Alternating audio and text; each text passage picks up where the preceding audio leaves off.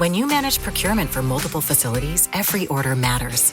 But when it's for a hospital system, they matter even more. Grainger gets it and knows there's no time for managing multiple suppliers and no room for shipping delays. That's why Grainger offers millions of products in fast, dependable delivery, so you can keep your facility stocked, safe, and running smoothly. Call 1-800-GRAINGER, click Grainger.com, or just stop by. Grainger, for the ones who get it done. Liberty Mutual customizes your car and home insurance. And now we're customizing this ad for your morning commute to wake you up, which could help your driving. Science says that stimulating the brain increases alertness. So here's a pop quiz. How many months have 28 days? What gets wetter as it dries? What has keys but can't open locks? If you don't want to hear the answers, turn off this Liberty Mutual ad now. 12 months, a towel, piano. Enjoy being fully alert. Liberty, liberty, liberty, liberty. Ladies and gentlemen, thank you for listening, downloading, and subscribing to the latest edition of the 12 Kyle podcast. I'm 12 Kyle. Check this out. On this podcast, we're going to do an album review.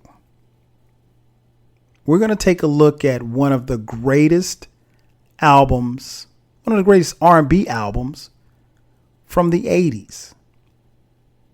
The debut album from the group Guy, entitled Guy.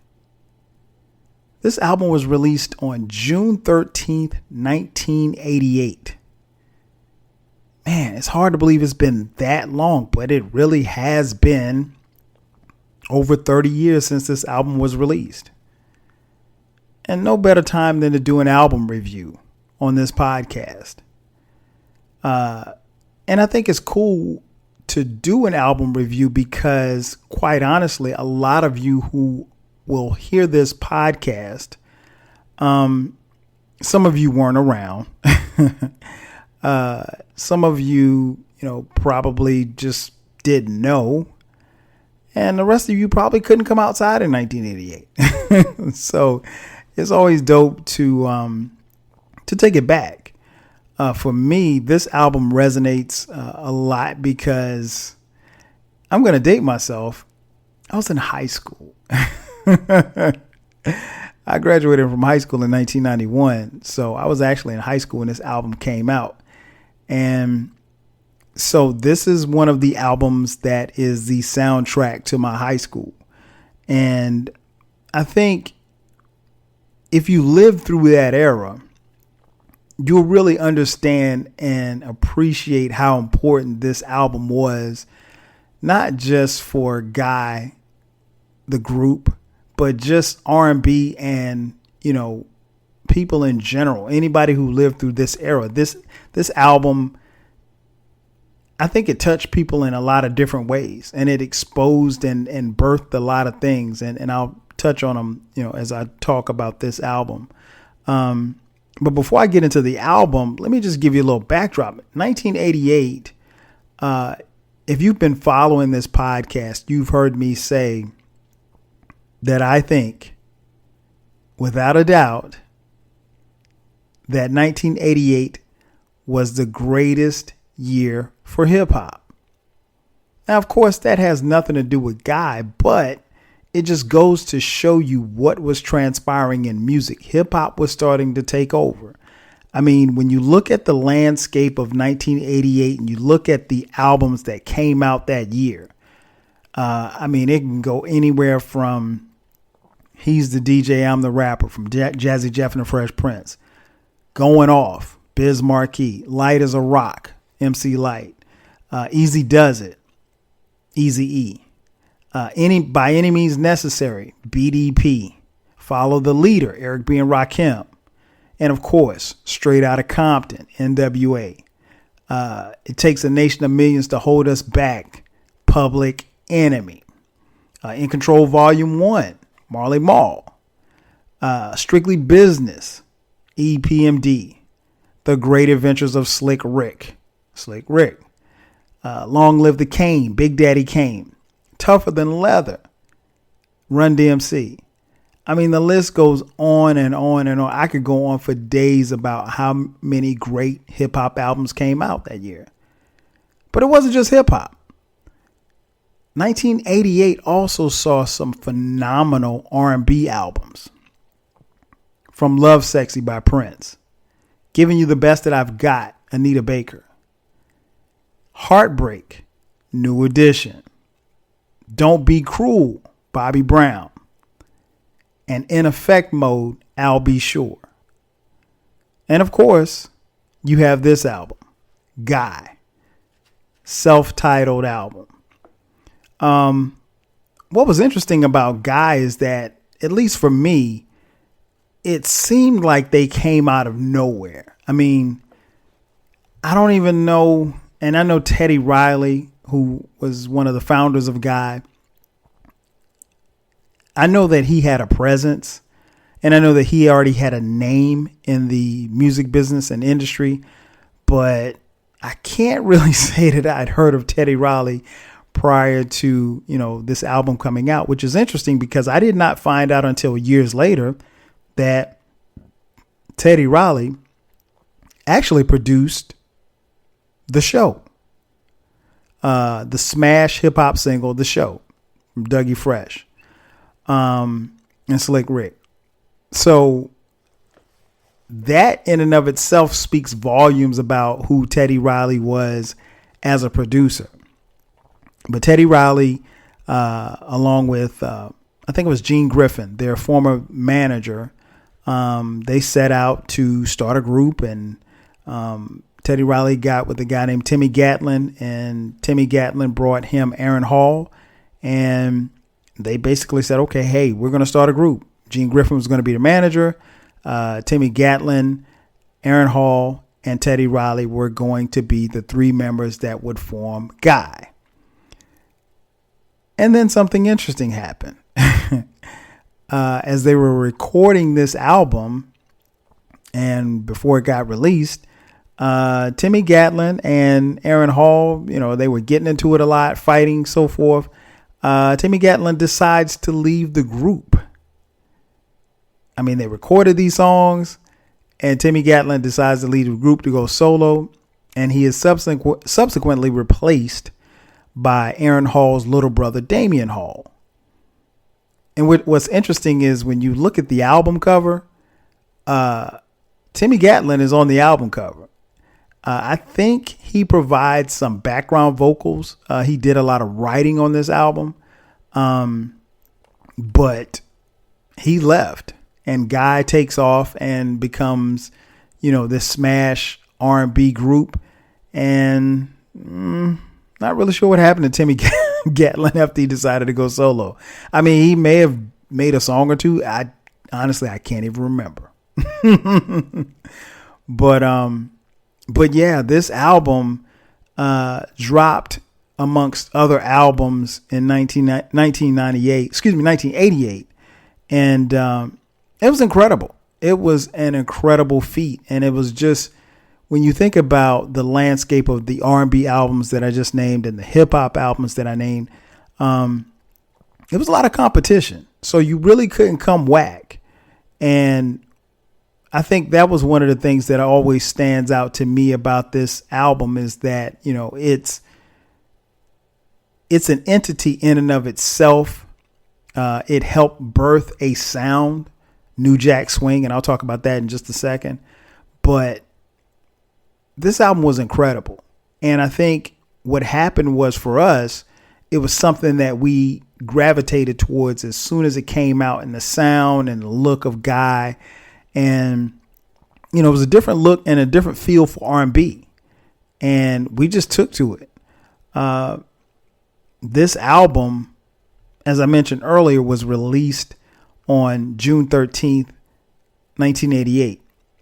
Now, the first single was released, and that was Round and Round, Merry-Go-Round of Love, April 12th, 1988. And then Groove Me was the second single that was released May 31st, 1988. Excuse me, 1988. I keep saying 98. 1988. So those are the first two singles that were released before the album actually came out. And that was something else that happened back in the day. You could, and you probably would, release a few singles before the album actually dropped. But this album was critically acclaimed. I'm pretty sure this album went multi-platinum. It was something that all of my friends had. I mean, like, it was number one on the billboards. It was something that was, when it was reviewed by the critics, critically acclaimed. Again, it had a sound and a feel that nobody, was doing. And that was because of the quote unquote New Jack Swing. Now, New Jack Swing is a fusion sound that is highly credited to Teddy Riley for discovering. Teddy Riley is the quote unquote father of New Jack Swing. And what New Jack is, or was at the time, and still is, I guess, and like I said, it was a fusion of everything. It was a lot of drum machines, synthesizers, samplers. It was jazz, it was funk, it was rhythm and blues, but it was all of that kind of mixed into one. It was kind of like a gumbo, if you will. And, Teddy popularized it. And again, he was credited as being the father of New Jack Swing, but it's a great feel music. And it just, when you hear New Jack Swing, you got to move. I guess that's the easiest way that I can describe it. It's not something where you can sit down and just chill. Whenever that beat comes on, it's New Jack and it's Teddy. And, it's interesting because Teddy was able to not only lend his talent just for his album as far as producing it, but, I mentioned Don't Be Cruel, by Bobby Brown. That was a New Jack Swing album. He had a lot of New Jack sounds and influence on that particular album as well. So, I mean, it wasn't just his group that he was sharing it with. But yeah, it was an incredible album. The production on this album, again, produced by Teddy Riley. A lot of the writing was done. All of the members, according to the liner notes that I'm reading here, all of the members wrote on just about all of the songs. In fact, Gene Griffin, their former manager, he's on just about every track. Timmy Gatlin wrote on just about every track. So did Teddy and Aaron Hall. So it's interesting that not long after this album takes off, not only do they not have Timmy Gatlin, but, Gene Griffin, I think at some point stopped managing them or they fired him or something like that. So, there was some turmoil early for this group, but it stood the test of time. And again, they produced a incredible album. But the production is, like I said, it's New Jack. It's up tempo. There's a couple of slow tracks on it, but for the most part, it's up tempo and it's feel good music. And it's got a little bounce, or as the kids say, it's got a bop. It's a bop. But, yeah, man, this is an incredible album. If you haven't heard it in a while, you need to listen to it as soon as you finish this podcast. As far as the tracks, man, the album starts off with Groove Me. I think it is virtually impossible for Groove Me to come on and you don't get up out of your seat and dance. I mean, like, if you feel the need to be sitting down while Groove Me is on, something's wrong with you. Aaron Hall singing, you got the keyboards, you got Teddy Riley. It's the perfect lead off song. Again, it's not something that you're going to sit down. You're going to jam. And what's interesting is, like, it doesn't matter where you are. I mean, you can be in your car, you can be at work. If this song comes on, you're going to start bobbing. I mean, that's just it's just the way it is. The next song, track 2, Teddy's Jam. Now, Teddy's Jam might be is probably the dopest song with the least amount of lyrics in the history of music. Because it's just Teddy's Jam. And he just says, jam, Teddy, jam for me. And he encourages Teddy to jam throughout the song. And that's it. That's all Aaron. He's just Teddy jam for me. That's it. He doesn't say anything else. There's no lyrics. There's no science to it. There's no nothing. And it is arguably the best track on the album. Teddy's Jam, man. I mean, again, if it comes on, you got to move. And it's a feel good song. And it is a song that still to this day, you got to just vibe to it. I mean, like, you have to. I'll put it like this, right? There's nobody who was around in this time that can say oh man, I don't like Teddy Jam. If somebody tells you that they didn't like Teddy's Jam, something's wrong with them. Nothing wrong with Teddy's Jam. It's the joint. Then you move to track 3, Don't Clap, Just Dance. I love Don't Clap, Just Dance. Now, I have had 1 or 2 people in my lifetime say, oh, well, that kind of sounds like Teddy's Jam. I don't really care for that. It's a few. I mean, very minimal. This is a jam as well. And again, another up-tempo track. It just goes. And I mean, again, the New Jack sound, it's a dope song, man. I mean, like, I don't know, even the few people that said that they didn't like Don't Clap, Just Dance, I don't know how. But again, another phenomenal song. Then you go to track 4, You Can Call Me Crazy. What's interesting about You Can Call Me Crazy is that Teddy is actually singing on this track. Now, Aaron Hall does most of the lead vocals on every song. And I don't think we really get a chance to hear Teddy sing that much. Not just on this album, but even subsequent Guy albums. It was believed and said that Teddy couldn't sing, but he could kind of carry a tune. And sounds about right. It sounds like, I mean, he's decent, but to be honest, I'm going to keep it a bean with y'all. It was 88. We didn't care. We didn't care if he couldn't sing. Again, it didn't matter. It was Teddy and it was Guy and they were jamming. So it didn't matter. You didn't. Aaron Hall does and sings well enough to where it doesn't matter who else is singing. So yeah, he sings on You Can Call Me Crazy, but again, it's still another jam. So it's just one of those things where you got to get out your seat. Then we go to track 5, Piece of My Love. Now, this is where it slows down. And what's interesting about this song is that, at least for me and my friends and a whole lot of other people that I found out later on in life, there was a bit of controversy about this song. As urban legend has it, when the song comes on and Aaron Hall is saying an ad lib, it is believed, or at least we believed, that he said the words dumb bitch.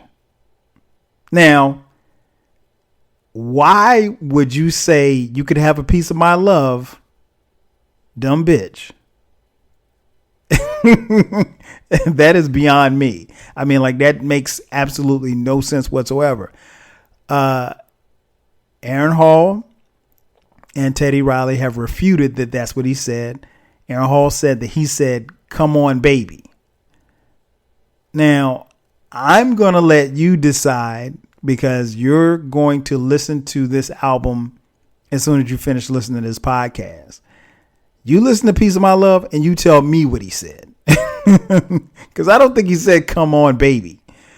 And he may not have said dumb bitch, but it really sounded like he said dumb bitch.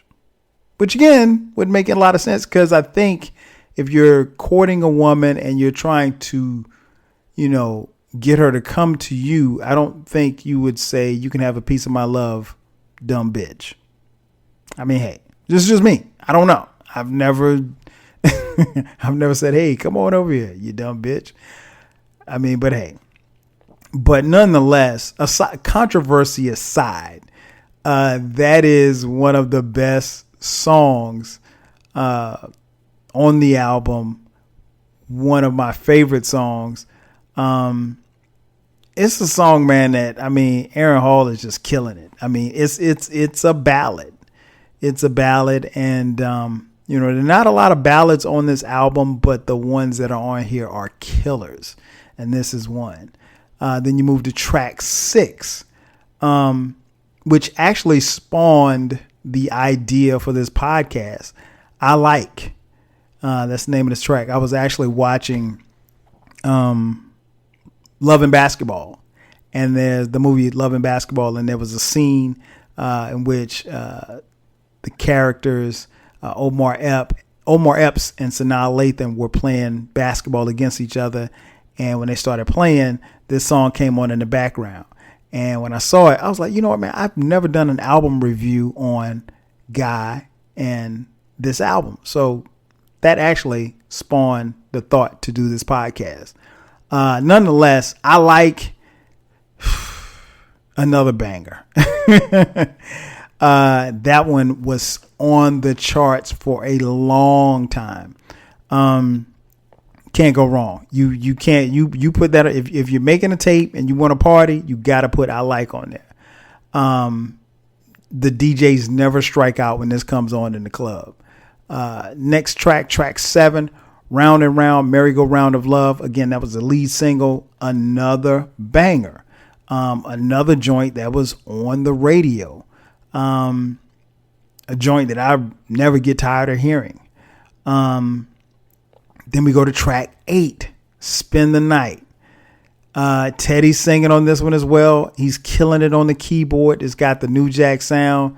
Man, this song is so cold. And then this song, at least for me, gave birth to, the signature Teddy Riley sound where he goes, yep.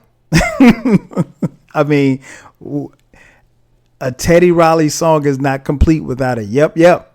So, you got to listen to that. That's my joint. Then we get to track 9. Goodbye Love. Again, there aren't many ballads on this album. In fact, there's only 2.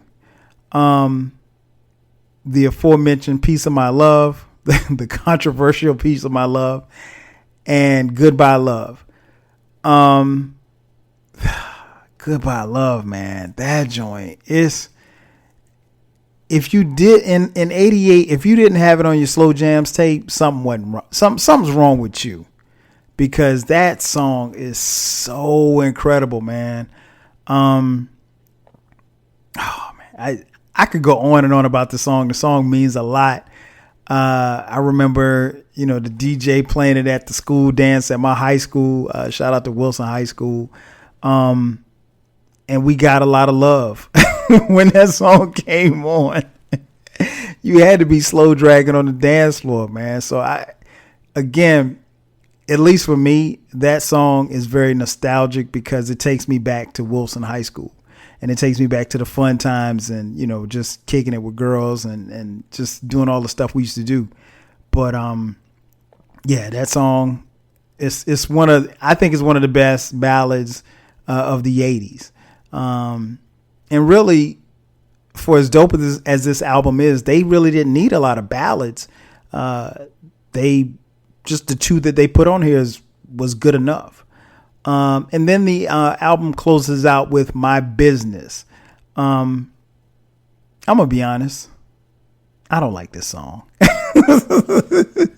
I know it sounds kind of weird for me to be talking so glowingly about this album and then to finish it, but I don't like this song. I think Teddy's singing on it. To be honest, I don't even really. It's a skip for me. I'm pretty sure there may be some of you who may listen to this podcast and say, "Hey, well, I love that." If you love this song, let me know. Honestly, they really could have stopped at track 9 and I would have been good. It would have been a perfect album. But 9 out of 10 is still phenomenal because my business is it's just awful. And it's not even what they're singing about. It's just how the song sounds to me. It just sounds misplaced. It doesn't sound good.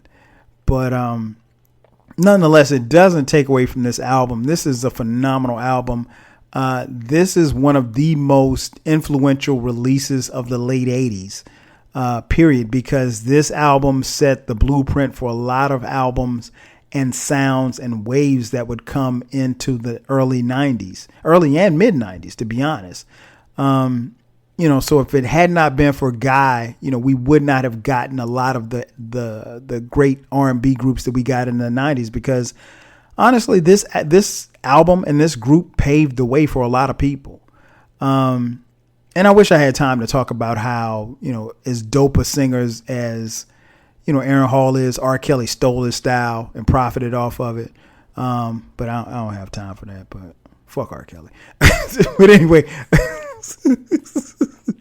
but yeah, he did bite his style. But nonetheless, this is an incredible album. It's personal for me because, again, it came for me in an era where I was in high school and I was really falling in love with music, and there was so much great music around that you couldn't help but be moved and influenced by the music. And it goes without saying that Teddy Riley and Guy, the group, they are legends, and this is a pillar in R&B music. And I think, again, like I said, had it not been for this particular group, we wouldn't have had some of the albums and some of the songs and sounds that we had in the 90s, because they definitely set the blueprint. Again, if you have not heard this album in a while, make sure that you listen to it. It is an incredible album. Like I said, 9 out of 10 tracks, phenomenal. You could probably, and there may be some people that like My Business. Just to give you an idea,